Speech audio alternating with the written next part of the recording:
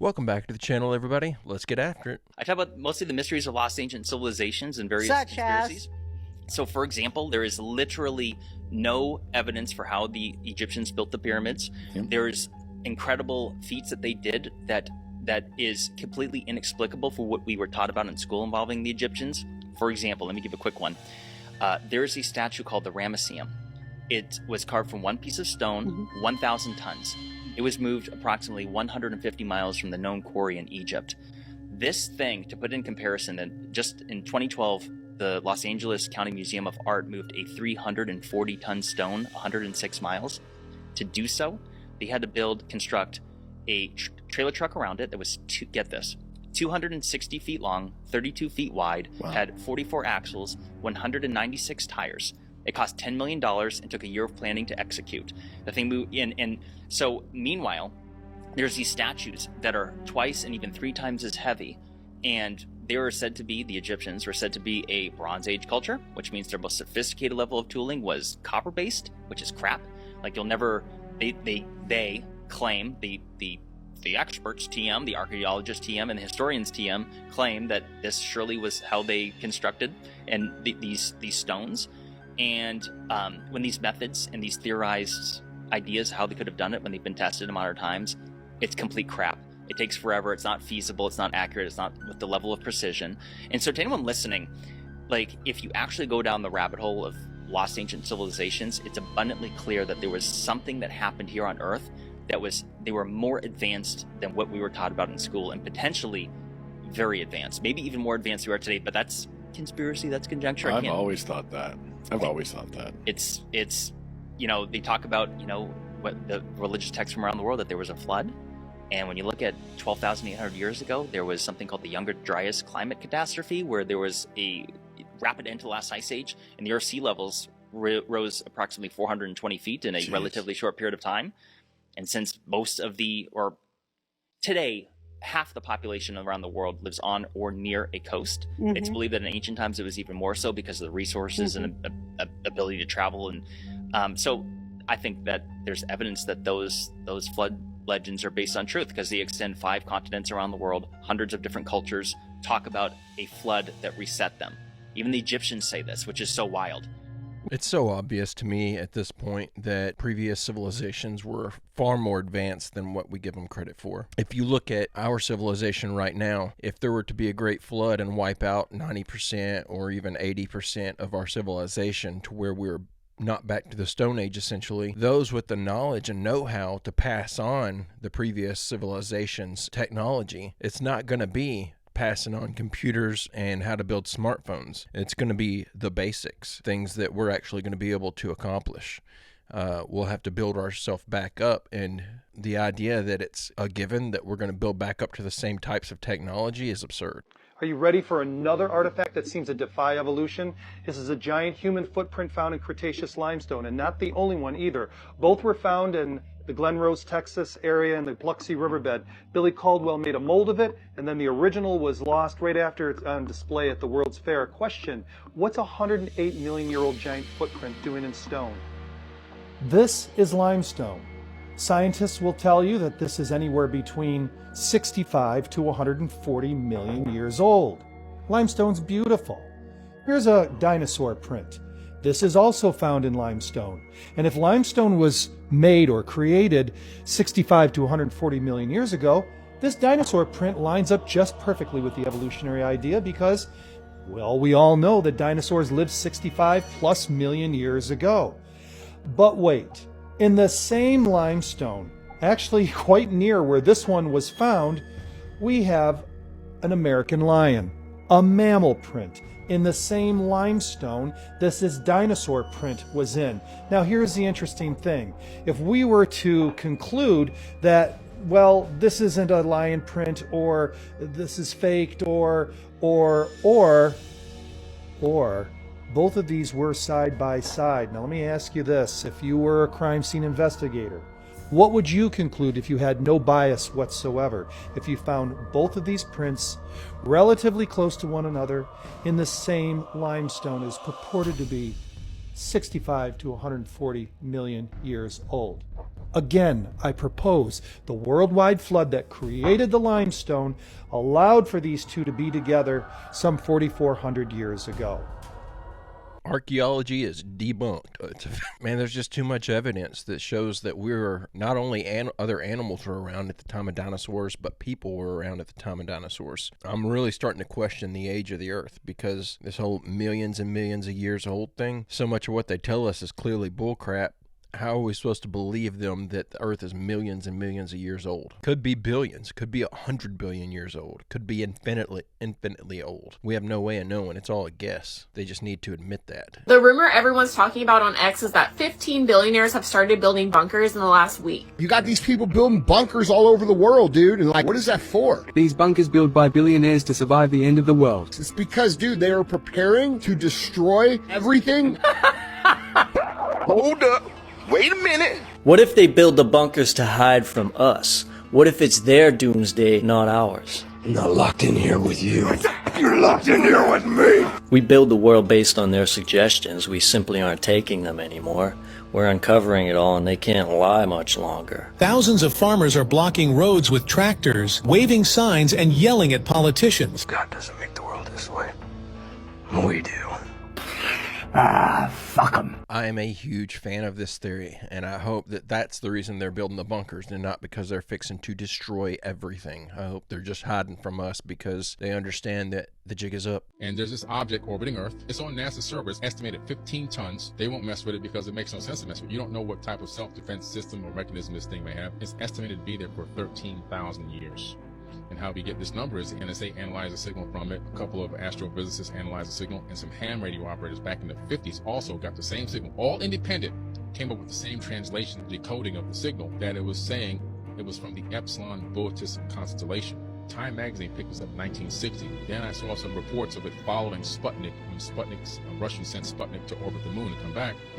And I said, this thing has course correction. Then they discovered that it was in a polar orbit. It had changed course and went into a polar orbit, something we couldn't do until just recent times. In order to create a lot of the megalithic structures that you've seen, like the pyramid complexes and everything else, we need a polar orbit. But this thing has been orbiting in a polar orbit from the 1950s. So I looked into Epsilon Boötis. I'm like, well, let me research this place.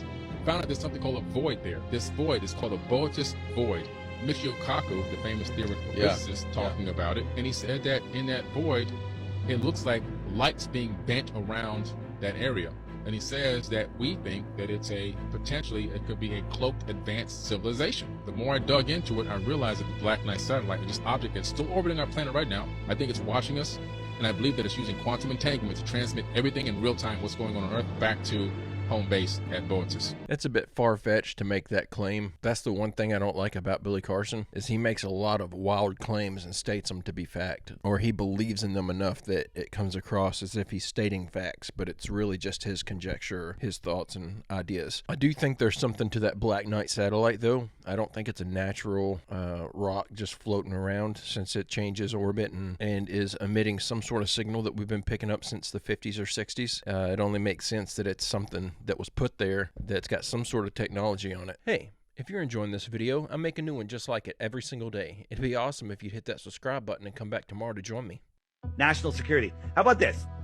Why don't we see any land when we're looking down at the ocean from the space station? Why? Because you're over the top of ocean. Okay, well, don't you think they could be fooling us with this picture? Okay, I give you this. Wait, watch the picture. Watch the picture. I know that they've airbrushed some stuff. It's not airbrushed. This is us in our front yard and a solar panel, and we tricked you, showing you how easy. We have zero budget. They have $65 million a day, and I tricked you. Of course, we landed on the moon, right? Watch this guy. He's hammering a post into the ground, and he drops his hammer. Okay? Well, how easy should it be for him to pick up that hammer? Well, it's nearly impossible because he's hanging from wires and he can't get down enough. Okay? He can't get down. He's trying to pick it up and he can't get it. I mean, look at this. And look at his pants. They're filthy. I mean, if you can't see the humor in that and realize that that footage is so fake that they're probably cringing every time they have to replay it and try to pass it off as legitimate, you know that they never thought that we'd be able to sit here and overanalyze the shit out of this stuff for like the next forever many decades until they finally come out and say, okay, we never landed on the moon, or at least that wasn't when we landed on the moon. If there's real footage of it, we'll never see it. I want to talk about human-animal hybrids and humanoids because, Joe, why has it got to be a humanoid? Why? Because if you make it a few percentage points another animal or another creature, it's a gray area. There's no human rights. You have an animal rights movement. You have a human rights movement. There's no alien movement. Right. Aliens are real. They're creating human-animal hybrids that are a new creature never here on Earth. It's alien. So the aliens are already here. AI is alien. The chimeras are alien. Aliens are already here. So you're saying they're making these human-animal hybrids so they could, harvest tissue from them? That's just level 1. What's level 2? What's level 8? Because I'll tell you, for the best of my knowledge, a lot of people think, oh, it's human harvesting of Falun Gong, or these Buddhists really healthy. That's big, that's going on, because they still have a better non-rejection rate. But with the chimeras, I remember 22 years ago reading a BBC article that was kind of testing the waters. They occasionally test it. And they go, oh, yeah, about 15 years ago, the first animal-human chimeras were made in test tubes. They were not brought to term, but some scientists want to implant them in utero in cows because obviously that's a bigger uterus. You can grow up a bigger humanoid and get more tissue. And so then I went, I better go research that. So I went to UT Library at that time. You could get some on the internet in like 1996. And I went and actually pulled up all these MIT reports, and I took them to my dad and other people who's a doctor.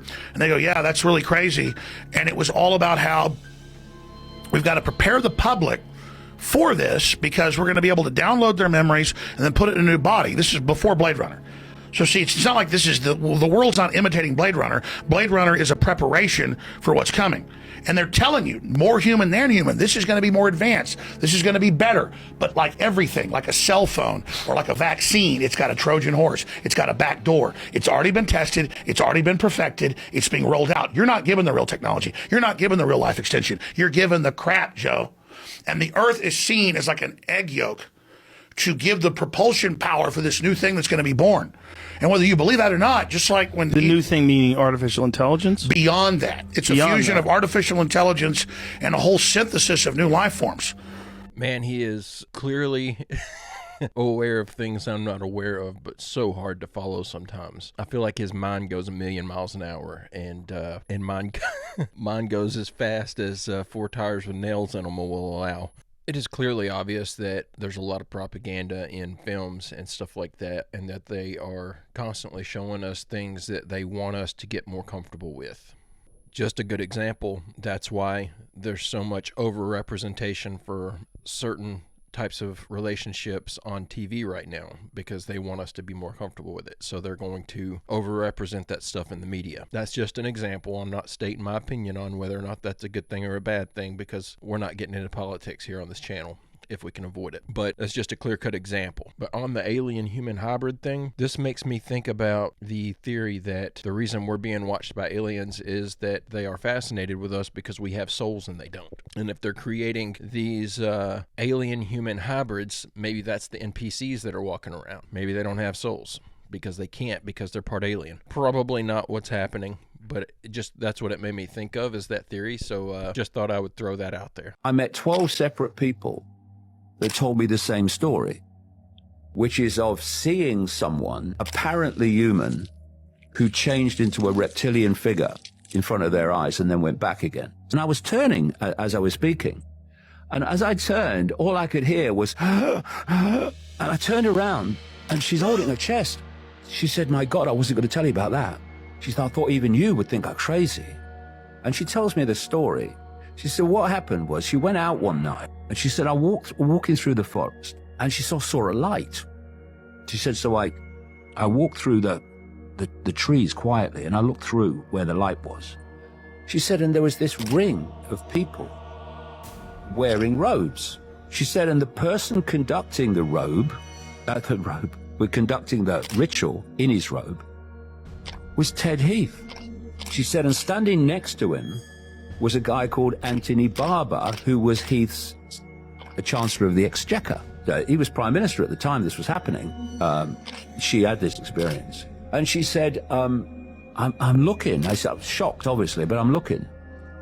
And she said, suddenly, Heath shifted into a reptilian form and grew about 2 feet. Now, that is an absolutely common theme I've heard all over the world, that when they shift into a reptilian form, they get taller and bigger. Because that's the real entity behind the human facade, you see.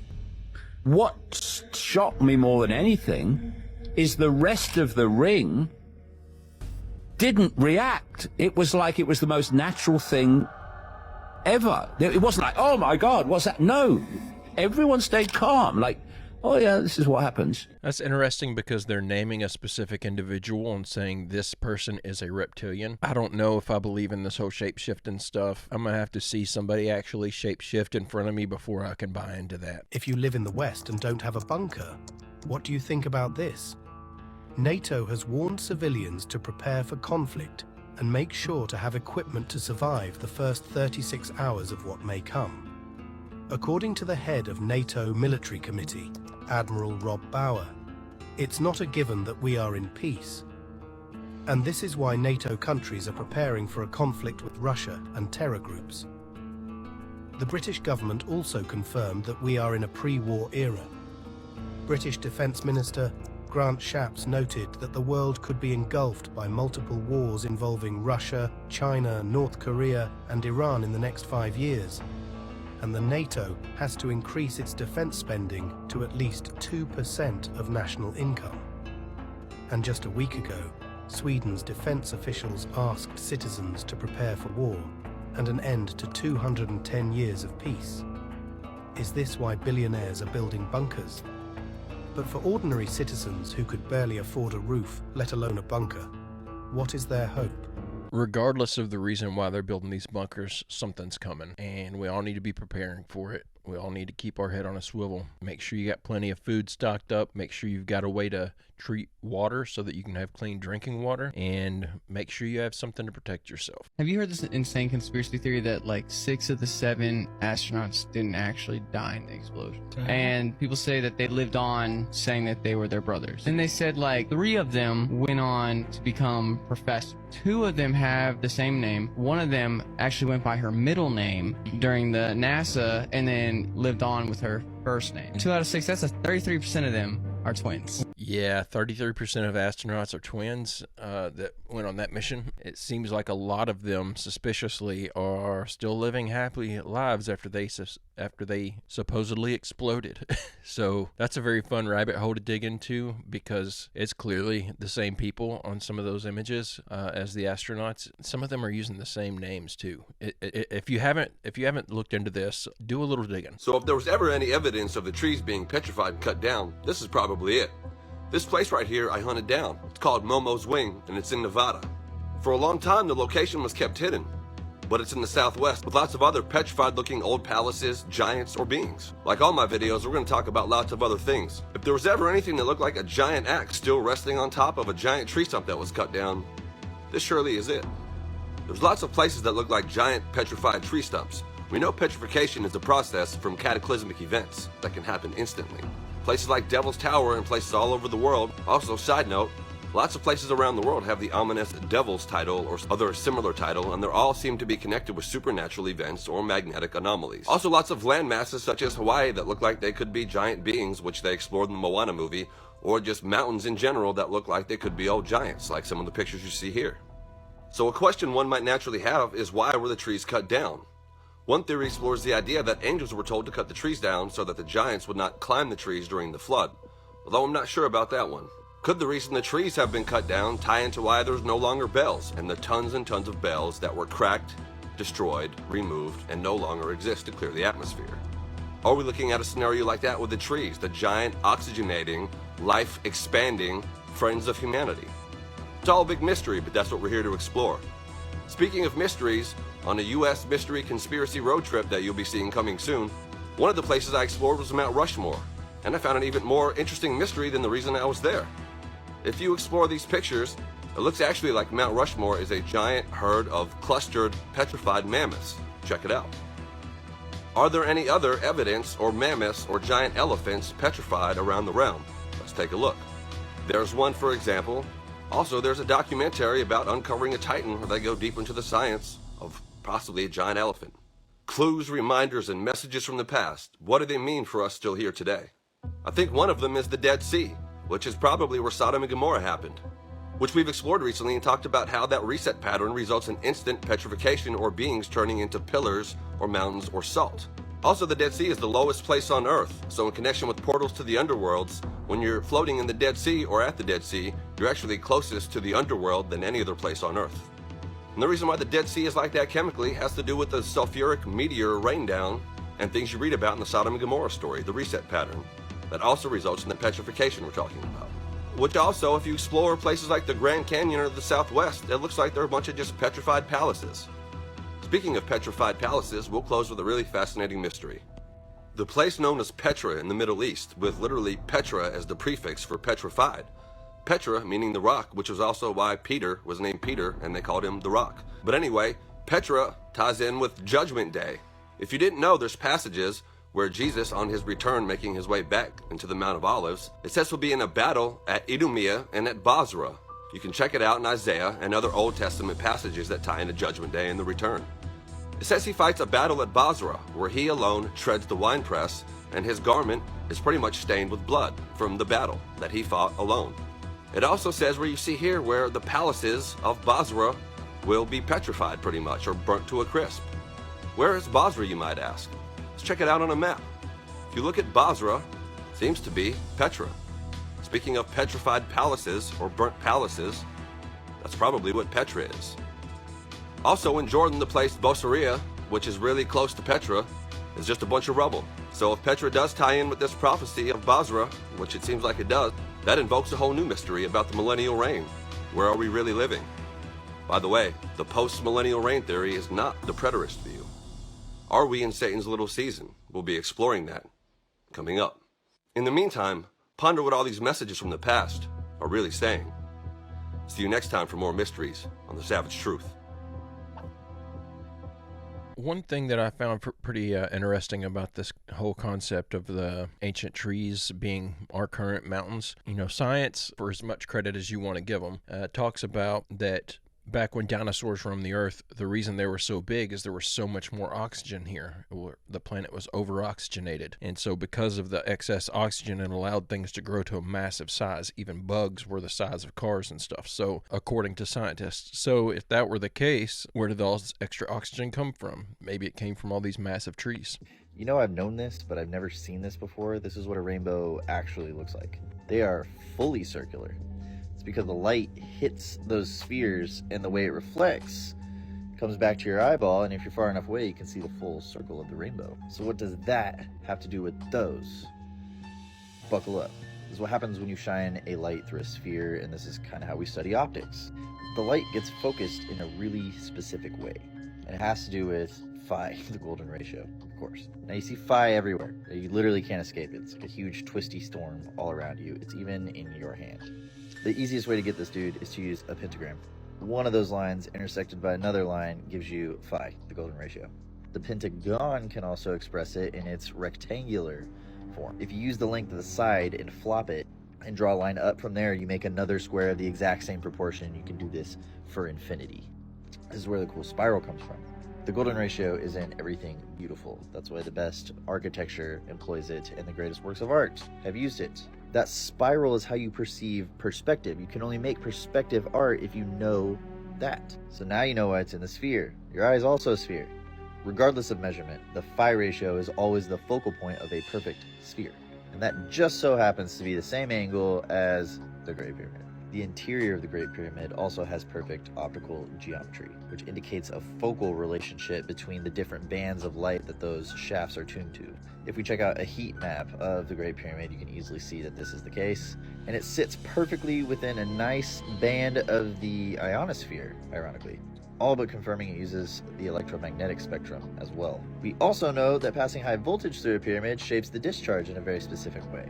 How they did it, still a mystery. That crap is a distraction, don't worry about it. The juicy, interesting stuff is in the geometry.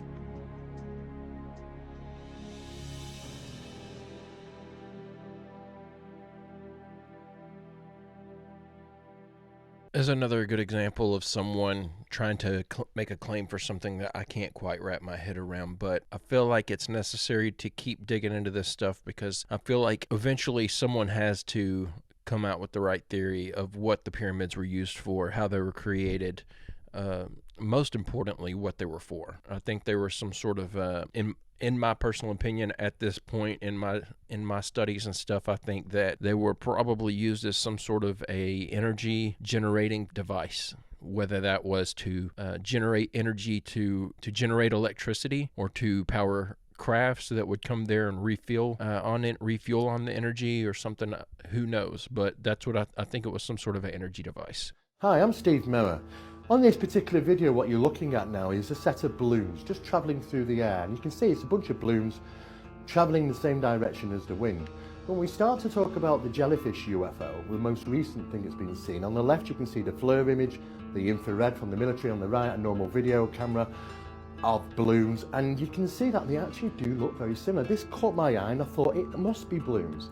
Therefore, when I actually started to check into the video, I believe I've actually found an explanation. And I believe it was actually just an Eid al-Fitr celebration, the celebration of Eid. And that takes place on the first week of October. You can see in this little piece of video as it's travelling over the base, a lot of people thought it was very, very mysterious. And it was also listed in October 2018, the incident. One particular officer has come forward and said it did not descend into water at the Habanir Lake. It just drifted across the sky and carried on going until it was out of sight. It was picked up by this particular balloon. This is the PTDS surveillance balloon with cameras on board that filmed the whole event. Even the date was initially wrong. That incident took place in 2017, which falls into the military personnel's reports and details about the event. And of course, that actually was picked up again by the news, and I made those alterations to 2017. This happens a lot, guys, and it can easily be done. Do not believe everything that you're told about video footage when in fact you haven't got it checkable. In other words, did it really descend? Well, are we ever going to see this video of it descending into water? I don't believe so. I think in this case we have rational conclusions. It was simply a set of balloons. Aside from the constant variation in heat signature that was coming off of that UAP, I feel like this is pretty much put to bed. Unfortunately, as bad as I wanted that thing to be some sort of an alien craft, because it was by far the coolest looking one we've seen, the way that it was flying, how close it was to the ground, how it looked like it was the size of a personal craft, like there was just one alien or being in there. Fortunately, I think that this guy not only determined that it is in fact balloons, but he actually figured out exactly what type of balloons it is. It looks identical. It has to be that. I'm just convinced. So on that sad note that we've lost some really cool footage to reason, we're going to go ahead and call the video there. I hope you guys enjoyed the clips that I found for you today. These were really fun. So I try to put stuff in here that I would be interested in the hopes that my culling process suits you guys' interest as well. So hopefully that's been the case today, and I will be back tomorrow with another video. I hope you come back to join me. Until then, have a great, safe, fantastic day. I will see you tomorrow.